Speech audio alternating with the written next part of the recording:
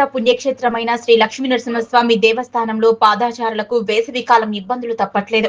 యాదగిరిగుట్ట కొండపైకి నడుచుకుంటూ వెళ్లే భక్తులకు కష్టాలు చూడలేక ఒక భక్తుడు రామచంద్రారెడ్డి అతను గోపురం మెట్ల దారి నుంచి కొండపైకి బస్తాలను పరుచుకుంటూ వెళ్లాడు. భక్తుల సౌకర్యార్థం తన వంతు ఉడతా భక్తిని చాటుకున్నాడు. ఎండలో మెట్ల దారిలో వచ్చే భక్తులు మెచ్చుకుని ఆయనకు ధన్యవాదాలు తెలిపారు. మేము యాదగిరిగుట్ట దర్శనం చేసుకోవడానికి వచ్చాము. కానీ ఎండలో ఈ స్టెప్స్ ఎక్కుతుంటే చాలా కాళ్ళు కాలుతున్నాయి. మ్యాట్స్ దేవస్థానం వాళ్ళు అరేంజ్ చేయలేదు. కానీ ఇక్కడ భక్తులలో ఒక భక్తుడు రామచంద్రారెడ్డి గారు అనేసి ఆయన ఉడతా భక్తిగా ఆయన కాస్త ఈ తట్టులు కొంచెం భక్తులకు వేస్తున్నారు. దానివల్ల కొద్దిగా భక్తులకు కొంచెం సదుపాయం కలిగింది, ఫెసిలిటీ కలిగింది.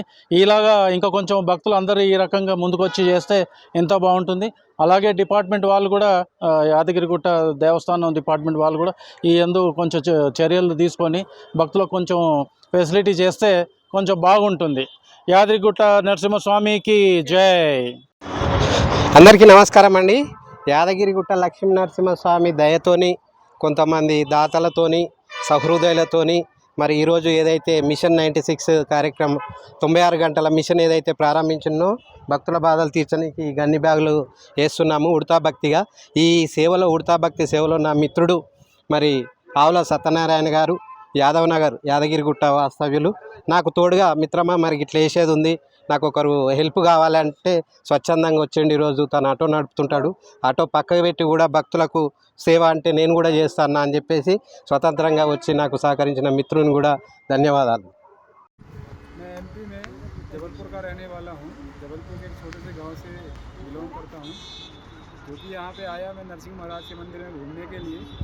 तो यहाँ पे जो ऊपर जाते हैं तो टेम्परेचर हाई होता है या धूप होती है तो बहुत दिक्कत होता है आने जाने में, और जिन्होंने भी ये लगाया है उनके लिए बहुत बहुत धन्यवाद। बहुत रिलैक्स होता है, बहुत अच्छा, थैंक यू। అందరికీ నమస్కారం అండి. యాదగిరిగుట్టకు వచ్చే భక్తులకు, భక్త జనానికి కూడా అందరికీ నమస్కారం. ఈరోజు మనము మిషన్ 96 అంటే 96 గంటల మిషన్ అని చెప్పేసి ఒక కార్యక్రమాన్ని చేపట్టినాము. ఆ కార్యక్రమం ఉద్దేశం ఏంటంటే, ఎవరైతే స్వామివారిని దర్శించుకోనికి కాలినడకన మెట్ల దారిలో ఎవరైతే పోతారో వారికి వచ్చేది ఎండాకాలం కనుక విపరీతంగా కాలుగాలి నానా అవస్థలు పడుతూ ఉన్నారు. ఆ భక్తుల బాధలను చూడలేక మనము మిషన్ 96 96 గంటల మిషన్ అని చెప్పేసి ఒక కార్యక్రమం చేపట్టాము. చిన్న సోషల్ మీడియాలో ఇన్ఫర్మేషన్ ఇస్తే కొంతమంది దాతలు కూడా కొన్ని సహకారాలు అందించారు. వారందరి సహకారంతో ఈరోజు కనీసము తాత్కాలిక భక్తుల ఉపశమనం కోసం కాళ్ళు కాలకుండా ఉండడానికి ఒక టెంపరవరీ తాత్కాలిక సొల్యూషన్లో భాగంగా ఈరోజు మనం గన్ని బ్యాగులు తేవడం జరిగింది. ఆ గన్ని బ్యాగులను మెట్టు మీద భక్తుల కాళ్ళు కాలకుండా ఒక్కొక్క మెట్టుకు ఒక్కొక్క గన్ని బ్యాగ్ వేస్తూ తాత్కాలిక ఉపశమనము ఇవ్వాలనే ఉద్దేశంతో ఏదో ఉడతా భక్తిగా నాకు తోచిన సేవ చేద్దాము, భక్తుల సేవ చేద్దాము. మరి శ్రీ లక్ష్మీనరసింహస్వామి ఆశీర్వాదము అందరి ప్రజలకు ఉండాలి. భూమిపైన ఉన్న ప్రతి ప్రజలకు కూడా స్వామివారి ఆశీస్సులు ఉండాలి. భక్తులు సుఖ సంతోషాలతోని దర్శనం చేసుకొని హ్యాపీగా సంతోషంగా వెళ్ళాలి, ఎలాంటి బాధలు లేకుండా వెళ్ళాలనే ఒక సత్సంకల్పాన్ని మనము మిషన్ 96లో తీసుకున్నందుకు భక్తుల నుంచి కూడా మంచి స్పందన వచ్చింది. అందరు సహకరించిన వారందరికీ కూడా హృదయపూర్వకంగా పేరు పేరున కృతజ్ఞతలు, ధన్యవాదాలు. అందరు బాగుండాలి, స్వామివారి కృప కటాక్షాలు అందరిపైన ఉండాలని చెప్పేసి శ్రీ లక్ష్మీనరసింహస్వామిని వేడుకుంటున్నాను. ఓకే, నా పేరు అనిల్ కుమార్. నేను కరీంనగర్ నుండి యాదాద్రిగుట్టకు దర్శనంగా విచ్చేస్తున్నాను. మరియు ఇక్కడికి వచ్చే భక్తులకు ఎంతో అసౌకర్యంగా చూస్తున్నాము.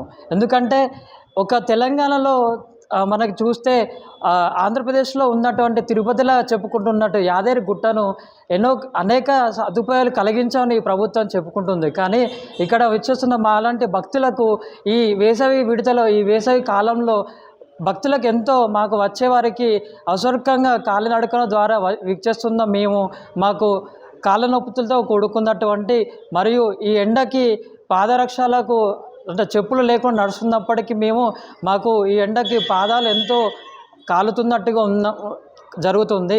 మరి ఇక్కడ చూస్తే ఎన్నో సదుపాయాలు కలిగించాలని చెప్పుకుంటున్న ప్రభుత్వాలు, కానీ ఇక్కడ ఏం సదుపాయాలు కలిగించకుండా ఉన్నట్టు ఇక్కడ విచ్చేస్తున్న భక్తులకు అర్థమవుతున్నట్టుగా మాకు అనిపిస్తుంది.